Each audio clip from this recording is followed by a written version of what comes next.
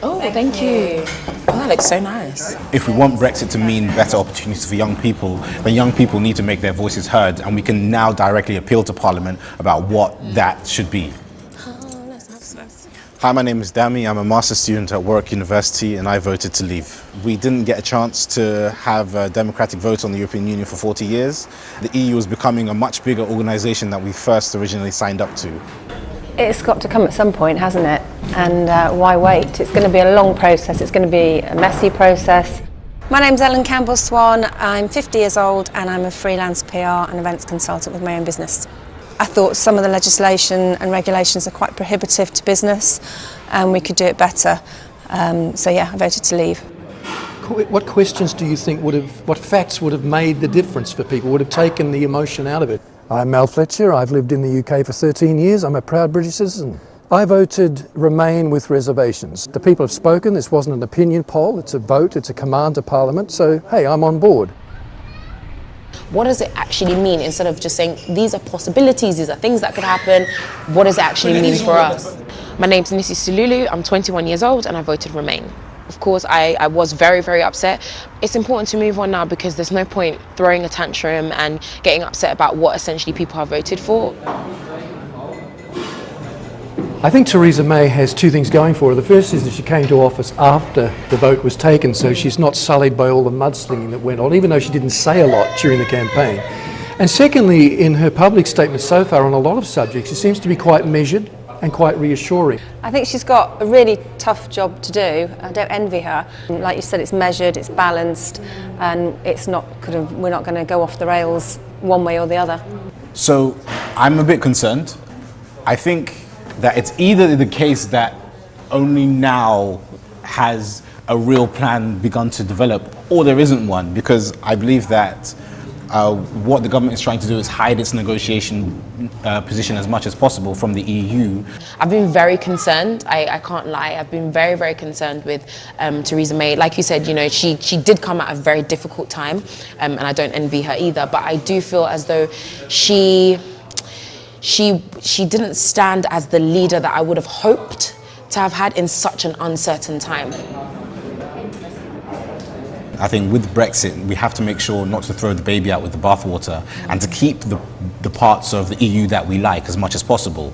The government in these negotiations needs to make sure that there are easy routes open for international students to come here and also for British people to go to Europe relatively hassle-free.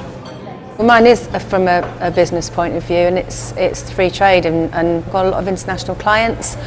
I work overseas a lot myself, so I need to be able to travel quickly and easily and nothing too prohibitive to affect my business. People need to feel that they have control of their own culture and destiny. I think we need to feel that we are making laws in this country that we can, if we don't like the law, we can evict the lawmaker.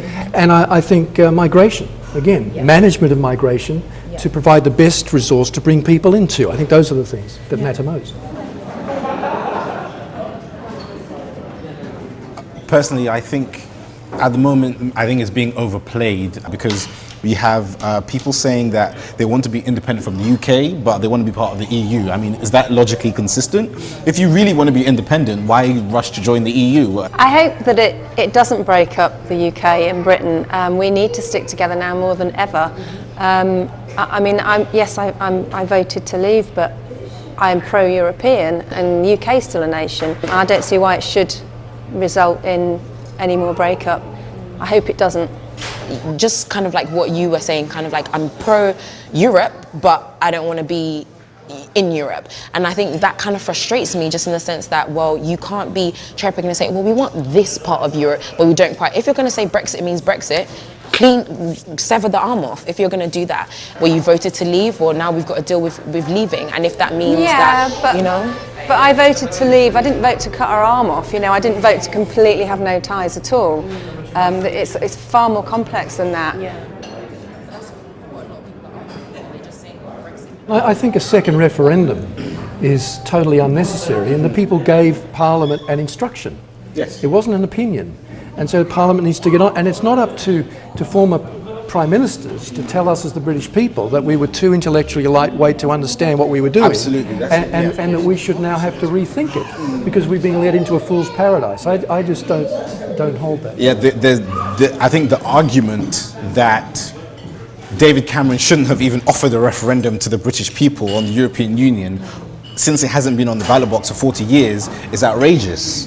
The British people deserve the chance to rethink their membership of the European Union, and they haven't had it before, and this time this is how they voted. I just to kind of interject with that, I kind of partially disagree.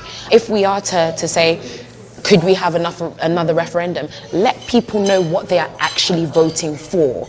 Do not, because that's the bit that really frustrates me, the uncertainty. Be clear on what it is, be truthful on what it is. Let people vote for a reality. The main criticism is that we didn't have enough information. So if there were to be a second referendum, we would need a lot more information. Things would have to be different. And we still don't know, though. We don't have all the answers.